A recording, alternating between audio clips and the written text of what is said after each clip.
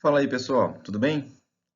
Vamos continuar com a nossa disciplina de Fisiologia 2, né? E vamos terminar de falar sobre o sistema digestório. Então, no sistema digestório, agora nós iremos falar sobre fígado, sobre pâncreas e vamos falar também um pouco sobre a constituição dos alimentos, né? Lembrando que vocês têm aula de nutrição, tá? Então, a gente não vai se aprofundar tanto nessa área de composição dos alimentos, nós só vamos mostrar, né, abordar alguns pontos relacionados a essa parte alimentar, ok? Então, vamos continuar hoje falando sobre esse sistema digestório, sobre a parte de fígado e sobre a parte de pâncreas. Então, começando a falar aqui sobre o pâncreas, né? O pâncreas, ele é uma glândula mista. Por que uma glândula mista? Possui uma porção endócrina e possui uma porção exócrina, tá? Então, nós temos aqui, ó, uma porção exócrina e temos uma porção endócrina, tá?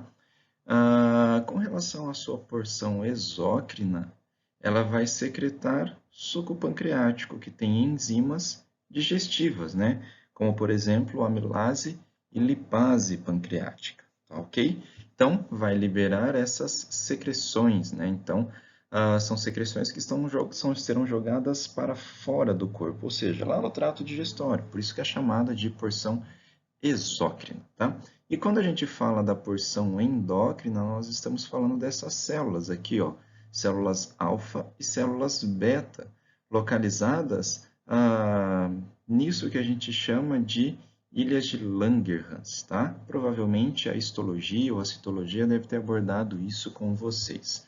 Então, vai secretar dois hormônios, um que é a insulina e o outro que é o glucagon, ok? Eles trabalham de maneiras antagônicas, tá? Então, só para a gente começar a entender. A gente vai mostrar daqui a pouco, mas já vamos começar a compreender isso daí, tá?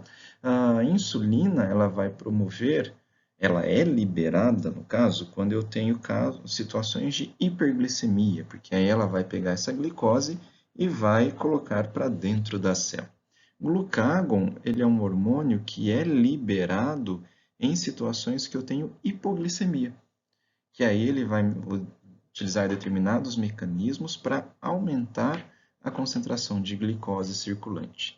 Então, insulina é um hormônio hipoglicemiante e o glucagon é um hormônio hiperglicemiante. Não confundam, ok?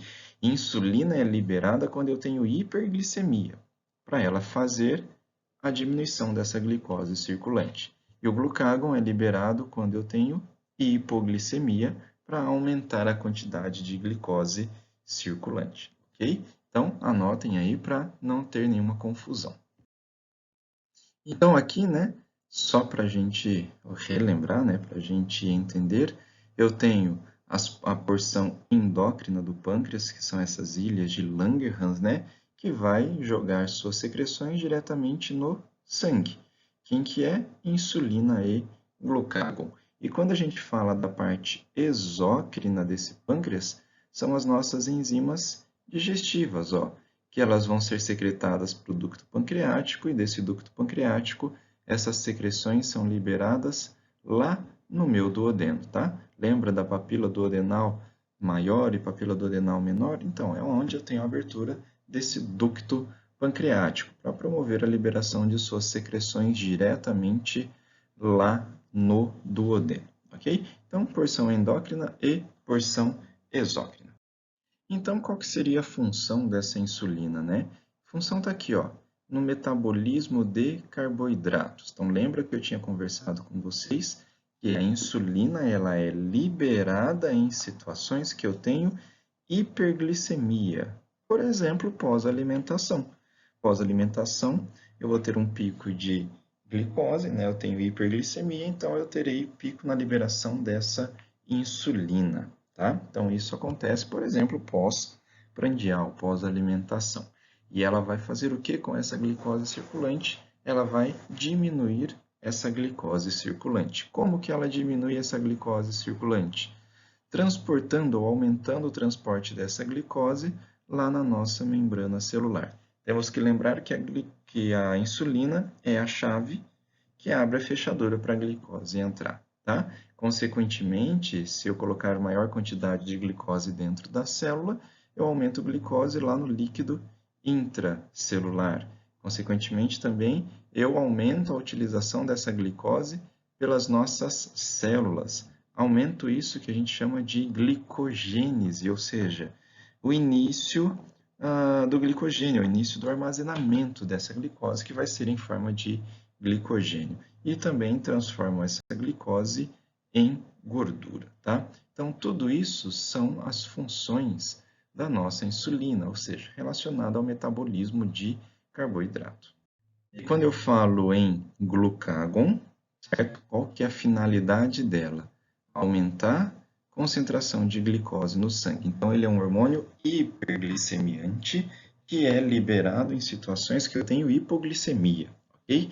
Então, o que ele vai fazer?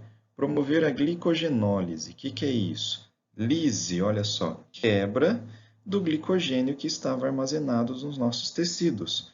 Esse glicogênio vai estar armazenado em fígado e músculo, tá? Então, esse glucagon vai lá, quebra o glicogênio e libera, promove a transformação disso em glicose para o sistema circulatório. E ele também aumenta a gliconeogênese, né? Bioquímica já deve ter falado isso com vocês. Gliconeogênese, né? Uma nova formação de glicose, ou seja, eu vou transformar outras substâncias que não são carboidratos, por exemplo, proteínas, em energia, em glicose, tá? Então, o glucagon, através da glicogenólise e da gliconeogênese, ele tem como finalidade aumentar a quantidade de glicose circulante. E agora chegamos aqui no nosso fígado, né? Tá? Tem várias funções. Certo? São várias funções. A gente pode colocar 2, 3 slides só com a função hepática. E atua na produção de bile e ácidos biliares também, tá? Então, ele vai produzir essas substâncias que também vão auxiliar no sistema, na digestão, no sistema digestório, ok? E lá no fígado ocorre também uma situação muito importante, que é o que a gente chama de metabolismo. O que seria esse metabolismo? Pegar uma substância, por exemplo, que não pode ou não seria jogada fora, transformá-la numa substância que pode ser jogada fora, por exemplo. Aquele remédio que você toma, qualquer remédio que seja, a maior parte deles tem metabolismo hepático. Então, se eu não tivesse um fígado funcional, essa droga permaneceria por mais tempo dentro do sistema circulatório. Se ela permanece por mais tempo, os efeitos colaterais dela serão mais exacerbados. Ok? Por isso que a gente pode falar, no fígado o sangue é desintoxicado, né, no caso. Ou seja, uma substância que está no meu sangue que não possa ser jogada fora, mediante esse metabolismo ela será jogada fora. E devemos lembrar também que lá no fígado, né, nós temos o que nós chamamos de sistema porta-hepático, tá? Então, olha só, acompanhe comigo. Todos os nossos órgãos recebem um suprimento arterial. Aqui nós estamos mostrando, por exemplo, ó, sistema arterial que está indo lá para o fígado e o sistema arterial que está indo lá para o meu sistema digestório.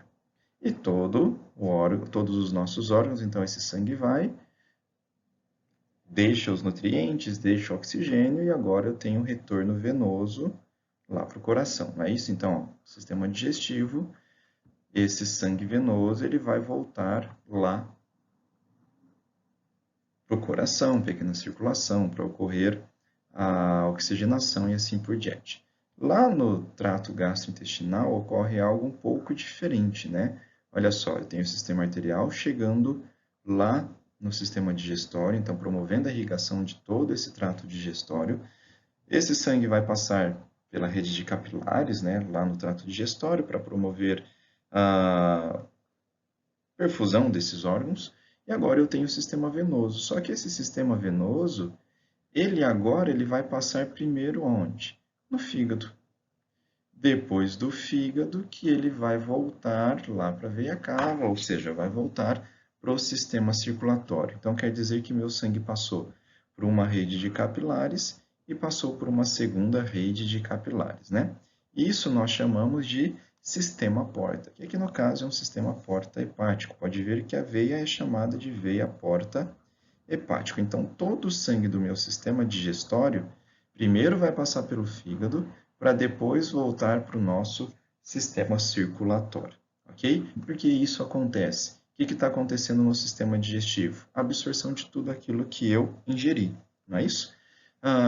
Tudo que eu ingeri primeiro vai passar pelo fígado, para o fígado sintetizar vitaminas, promover, abre aspas, a filtração desse sangue, pegar aquele remédio que você tomou para dor de cabeça, metabolizar já para começar a jogar fora esse remédio, pegar aquela substância que poderia ser tóxica e eliminá-la do sangue para deixar isso mais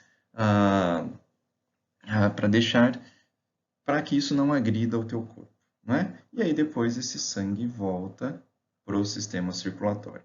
Então esse esqueminha ele é legal porque ele mostra exatamente isso, né?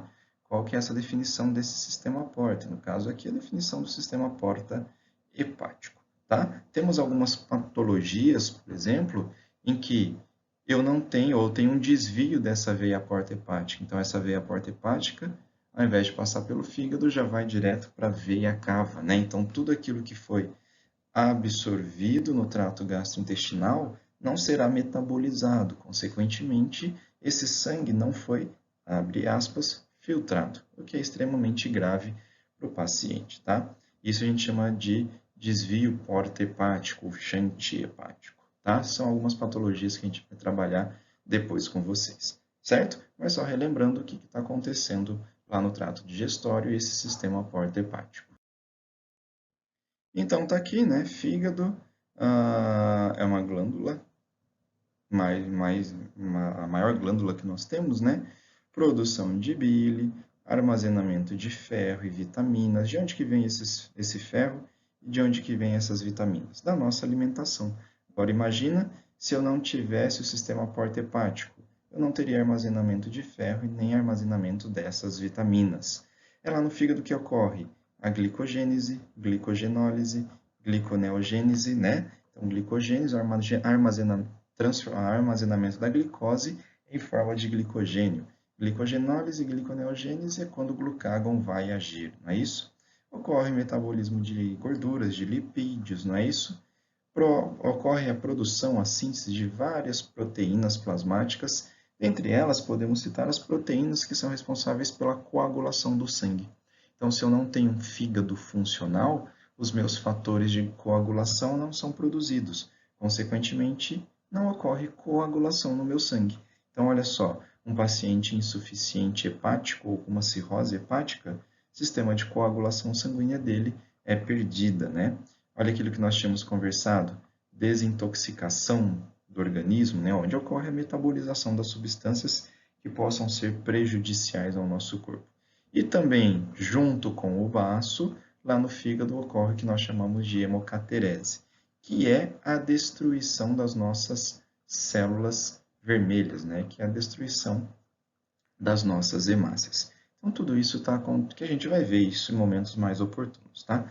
Tudo isso está acontecendo lá no fígado.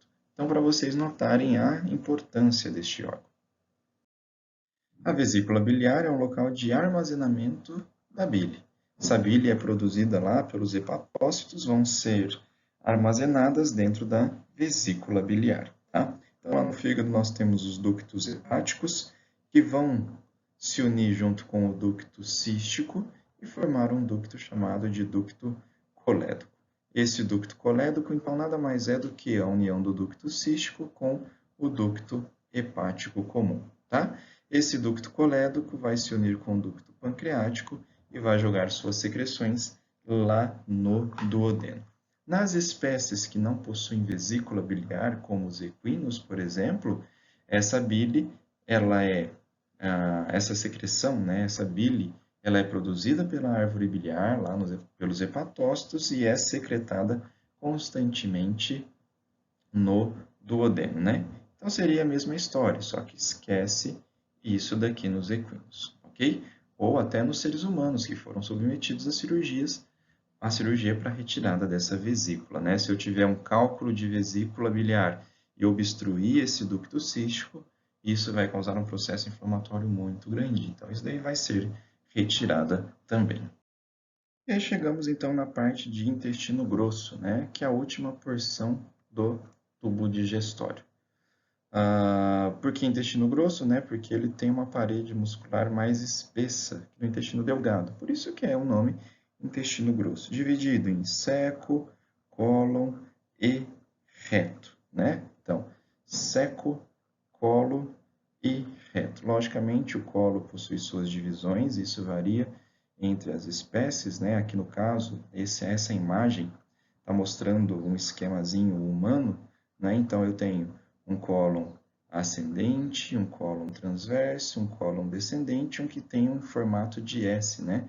Por isso que é chamado de cólon sigmoide, tá? Só para a gente entender o que está acontecendo. E depois do cólon sigmoide, reto e ânus, né? E aqui vocês estão vendo o apêndice, né? Chamado de apêndice vermiforme. Esse apêndice vermiforme, por muitas vezes, ele pode inflamar, levando a quadro chamado de apendicite. E aí é necessário fazer uma cirurgia para a retirada desse apêndice inflamado. O que vai acontecer lá no sistema digestório? O que vai acontecer nessa porção grossa do intestino? Tá? Principalmente isso daqui, ó, reabsorção de água e reabsorção de sais minerais. E, logicamente, forma o bolo fecal. Aquilo que a gente não aproveitou, a gente vai jogar fora através das fezes. Tá? Então, principalmente, reabsorção de água e sais minerais. Por ação bacteriana também, nós temos formação de vitamina K e vitamina do tipo B, tá? Da família da classe B, tá? Mas a gente vai falar isso daí depois de uma outra forma para vocês. Então, só para a gente entender, quero que vocês gravem principalmente que intestino grosso, reabsorção de água e sais minerais. Então, tá aqui, né? Ratificando aquilo que nós falamos, principal função, reabsorção de água, ok? E aí a gente já começa a entender. Vamos pensar da seguinte maneira, vamos fazer alguma correlação clínica, né? Eu tenho quadros de diarreia são extremamente comuns, né? Tanto para nós, seres humanos, quanto para os nossos animais, principalmente os nossos animais de companhia, quer seja inflamatória, quer seja alimentar, enfim, quer seja causado por alguma doença renal, mas a diarreia é quadro comum na clínica, na rotina clínica. Eu tenho diarreias presentes do intestino delgado e diarreia presente do intestino grosso. Todos lembram a função do intestino delgado, não é isso? Que é reabsorção, que é a absorção de todos os nutrientes que nós comemos. Intestino grosso, reabsorção principalmente de água. Se eu tenho uma diarreia presente no intestino delgado, meu paciente começa a perder todos os nutrientes que deveriam ser absorvidos. Então, é uma diarreia, digamos, mais grave. Quando a gente fala de intestino grosso, como absorção de água, já é uma diarreia menos, digamos assim, menos deletéria para o organismo do nosso paciente. Então, só para a gente entender e compreender por que é importante falarmos sobre a função do intestino delgado e intestino grosso. Lá no intestino grosso ocorre fermentação também, né, de todos os animais, produção de gás, por isso que esse gás vai sair, vai ser eliminado na forma de flatulência, né, e nos animais herbívoros essa fermentação principalmente seco e colo. Lembrando que nos ruminantes essa fermentação ocorre lá no rumen, que a gente já estudou, tá? Então, primeiro eu tenho a digestão enzimática e depois a digestão fermentativa, né? Nos animais que não são ruminantes, no caso, tá? E a fermentação, igual eu já tinha falado, acontece aqui, seco e cólon após a digestão enzimática. Lembrando que nos ruminantes, a digestão enzimática acontece, a digestão enzimática ela ocorre após a fermentação, né? E ela ocorre lá no abomaço. Como a gente disse que naqueles animais que não herbívoros, né, que não são ruminantes, a fermentação ocorre no seco e no cólon, né? Então, só para a gente ver aqui nos equinos, por exemplo, ó, intestino grosso corresponde a 70% de todo o trato digestório. E olha o estômago, 9% do trato digestório, tá? Então, lembrando que essa fermentação ela vai acontecer nessa porção grossa do intestino, principalmente seco e principalmente o cólon desses animais. Então, tá aqui, né, ó, um animal de 500 quilos mais ou menos, 130 litros no aparelho digestivo. E o estômago comporta apenas entre 12 e 14 litros, tá? Os alimentos concentrados em digestão estomacal. Por isso que eu tenho que evitar a suplementação ou fornecimento exagerado desse tipo de alimentação, tá? Então, só relembrando, nos ruminantes ocorre lá, a fermentação ocorre no rumen, aí depois eu tenho digestão enzimática. Aqui nos equinos eu tenho a digestão enzimática e depois eu tenho a fermentação. Então a fibra ela vai ser digerida lá no intestino grosso. Então aqui só um resuminho de tudo aquilo que nós já havíamos conversado praticamente, né? Digestão química. Peraí, antes de falar da digestão química, vamos falar da digestão mecânica, né? Onde ocorre digestão mecânica? Na boca. E na boca também já ocorre a digestão química, né? Através da insalivação, da produção e liberação da saliva. Não é isso? O que ocorre lá? Digestão do amido, a partir da amilase salivar, tá? Quem participa da secreção e do aumento da secreção dessas glândulas salivares é o sistema simpático e o sistema parasimpático, né? Inervação autonômica. Lá no estômago, o que vai acontecer no estômago? Secreção do ácido clorídrico, né? Das secreções ácidas, né? O que a gente chama de quimificação. Então, vai ocorrer a formação do quimo. O que é esse quimo? É esse conteúdo alimentar misturado com a secreção ácidas, as secreções ácidas, né? Produzidas lá pelas nossas glândulas, tá? E a gente já viu como que ocorre isso. Isso é mediado pela gastrina, né? Lembra que nós colocamos um desenho e nós mostramos exatamente isso para vocês, tá? Então, na boca ocorre a insalivação e no estômago a quimificação, tá? A gente já sabe, qualquer coisa é só a gente relembrar aquela parte da produção de ácido clorídrico. E a quilificação, né, a transformação do quimo em quilo, ocorre no duodeno. Lembra que o pH lá no estômago é extremamente ácido. Já o pH do duodeno é um pH básico, não é isso? Quem promove isso é a secreção de bicarbonato pelo pâncreas, né? Então, desculpa, grifei errado aqui. É a secreção de bicarbonato pelo pâncreas. Então, o pâncreas vai neutralizar esse pH ácido e vai transformar este pH num pH básico, tá? Lembrando também que o pâncreas produz amilase, lipase e todas as outras enzimas digestivas, tá? E a bile também promove digestão através dos sais biliares, principalmente da parte lipídica, né? Da parte gordurosa. E os mecanismos de controle a gente já conversou também, ó. A colicistoquinina, que promove a contração da vesícula biliar, e a secretina, que a gente já havia conversado também lá atrás, tá? Daqui a pouquinho eu vou mostrar um quadro para vocês, resumindo a função desses hormônios. E aqui, né, só relembrando aquele esqueminha, esse desenho já apareceu nos slides passados para vocês, né?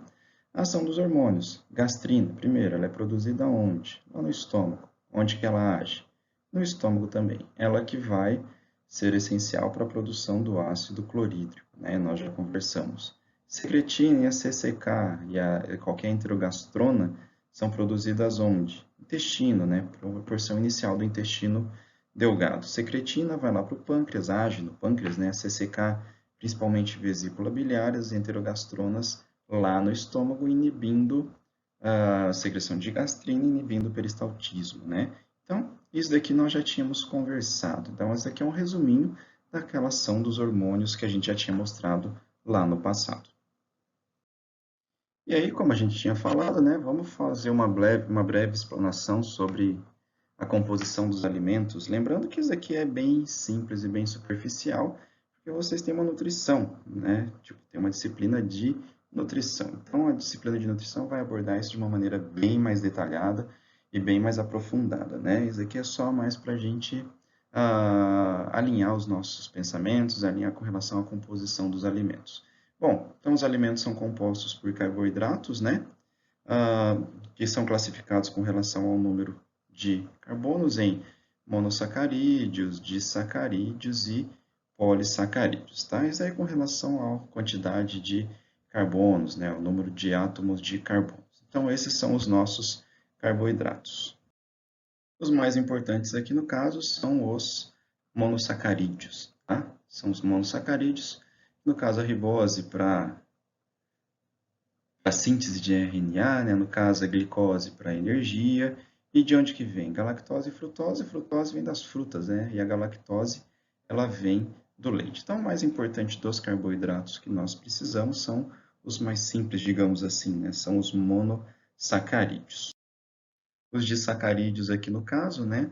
Sacarose nada mais é do que glicose e frutose, maltose, glicose e glucose, e a lactose nada mais é do que glicose e galactose, tá? Eles vão sofrer hidrólise, vão ser quebrados, e a partir daí eles serão utilizados nos seus respectivos locais, tá?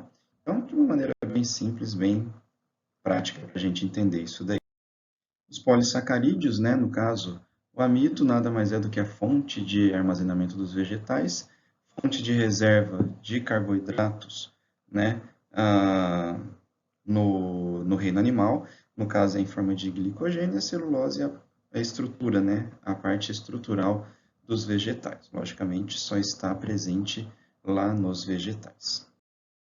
Então, tá aqui, né, o amido é reserva alimentar da maioria das plantas, é uma ótima fonte de energia, né, porque isso daí vai ser degradado em um carboidrato, carboidrato, glicose, glicose e energia, né, e ele vai ser degradado em maltose primeiro, né, o amido primeiro é degradado, se transforma em maltose, depois em glicose, depois é absorvido, e aí ele vai ter ação intracelular se eu tiver, logicamente, aquele hormônio chamado de insulina, né? Se eu não tiver o hormônio chamado insulina, essa glicose não vai ser absorvida, ela vai ficar presente lá no sistema circulatório, tá? Então ela fica circulando, a paciente apresenta quadros de hiperglicemia, só que dentro da célula ele não tem energia, ele não tem glicose suficiente.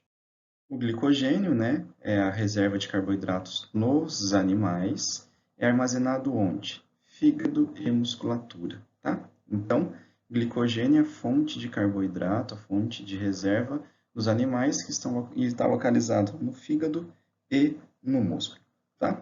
E depois, decorrente da atuação daquele hormônio chamado de glucagon, esse glicogênio vai ser quebrado e vai ser transformado em glicose. Está aqui, ó, degradada conforme a necessidade energética, tá? Então, vamos pensar fisiologicamente. Nosso paciente está em um grande período de inanição, não está se alimentando, então quer dizer que o glucagon está agindo, né, sobre este glicogênio e transformando ele em glicose. E aí, a partir disso, a insulina vai pegar essa glicose e vai colocar dentro da célula do nosso animal. E a celulose, né, é o componente estrutural das plantas.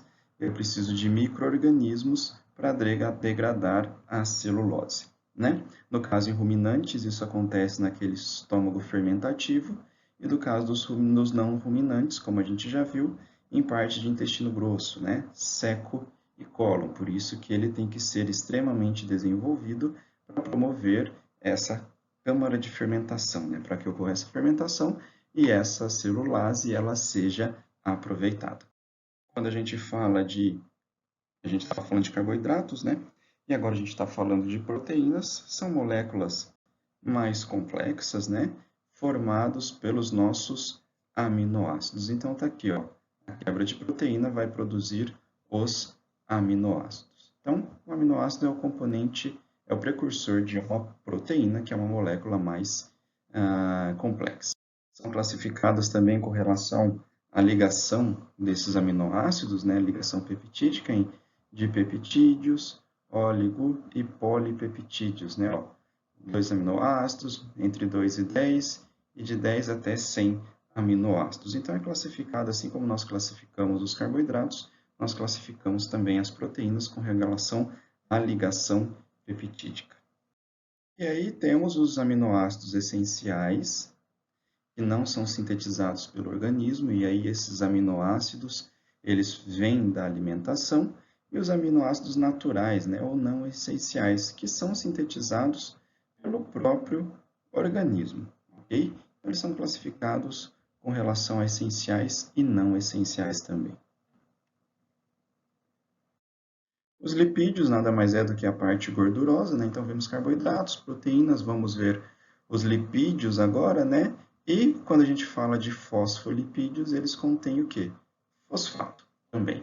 Lembrando que a parede de membrana celular ela é formada por esses fosfolipídios, né? Então, isso é extremamente essencial para a formação celular. A gordura simples, no caso, é o nosso triglicerídeo, né? E o colesterol é derivado desse triglicerídeo, ok? E, logicamente, uma grande porcentagem desse colesterol é utilizado para formar o quê? Sais biliares. Isso aí a gente vai ver principalmente na patologia clínica, tá? E aí a gente já sabe que esses sais biliares são utilizados para processos digestivos, né? E como falei, os lipídios são importantes para a membrana celular também. Então, todo o nosso colesterol nada mais é do que uma substância que foi derivada daquela gordura mais simples, né? Que é o nosso triglicerídeo. E agora os nossos minerais, né? Então, são nutrientes inorgânicos, logicamente, a gente chama de macrominerais e microminerais, tá? Porque a gente está falando com relação à quantidade que nós precisamos deles. Por exemplo, os macrominerais, cálcio, fósforo, potássio, tá? Lembra que o potássio é extremamente importante quando a gente fala de potencial de ação, né? Lembra que eu tenho potássio fora e sódio dentro da célula, né?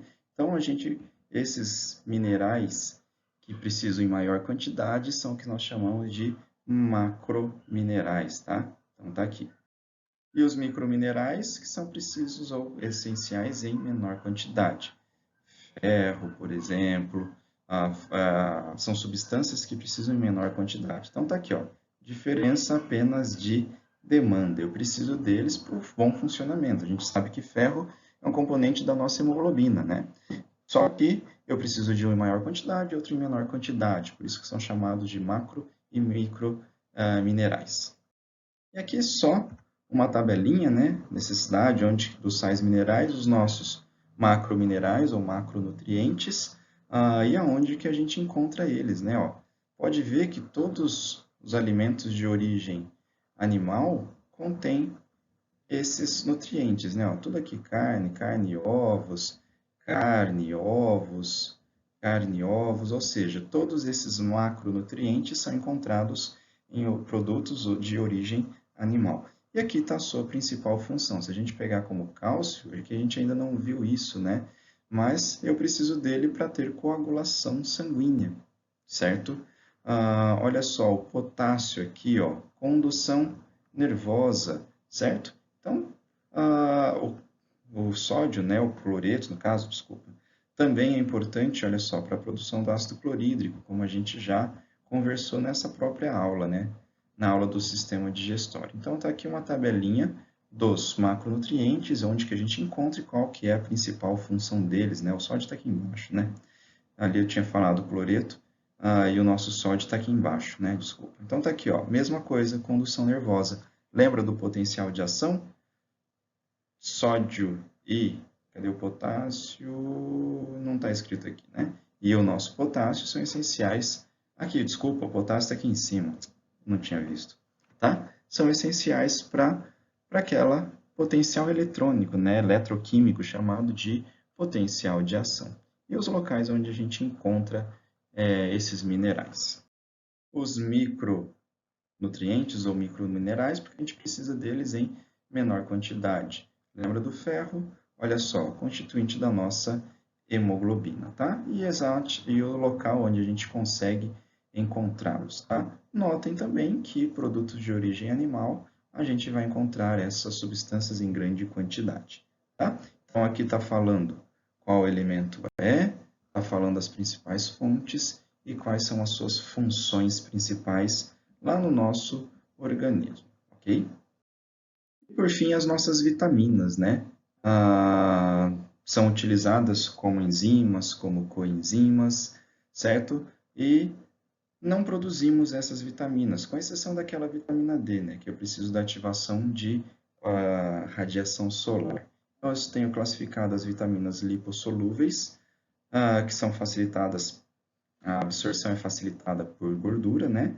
E aquelas hidrossolúveis, né? Que são absorvidas em solução aquosa. Exemplo, vitamina do complexo B e vitamina C. Então, essas duas vitaminas são vitaminas hidrossolúveis. As outras vitaminas são vitaminas lipossolúveis. E aqui, né? as vitaminas, de onde que nós obtemos elas, e se eu não tiver essas vitaminas, o que vai acontecer, né, no nosso corpo, o que vai acontecer. A gente ainda não viu também, por exemplo, olha só, vitamina K é essencial para o processo de coagulação sanguínea. Então, se eu não tenho ela, eu não tenho coagulação sanguínea, tá? Ácido fólico, vitaminas do complexo B, eu preciso delas para a produção de hemácias, né? Se eu não tenho produção de hemácias, eu entro numa situação de anemia, tá? Então, aqui, as vitaminas, as suas principais fontes, e se eu tenho deficiência dessas vitaminas, o que vai acontecer com o corpo do meu paciente, ok? Igual eu falei para vocês, abordamos essa parte alimentar, esses constituintes alimentares, de uma forma bem resumida, né? De uma forma bem simples, só para nós falarmos e abordarmos isso com vocês. A disciplina de nutrição aborda isso de uma maneira bem mais eficiente, de uma maneira bem mais aprofundada. Então, era só para nós termos uma ideia com relação a isso também.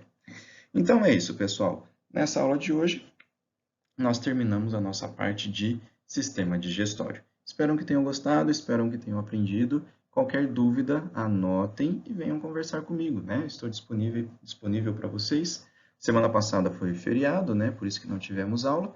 E estou disponível para vocês no momento da aula, via WhatsApp, e-mail, enfim, qualquer meio digital. Lembrando que o WhatsApp é mais instantâneo, né? Uma comunicação mais instantânea que a gente possa ter. E aí pode mandar foto, abrir vídeo, enfim, o que for necessário. Então é isso, pessoal. Façam as suas anotações, estudem e venham tirar as dúvidas comigo.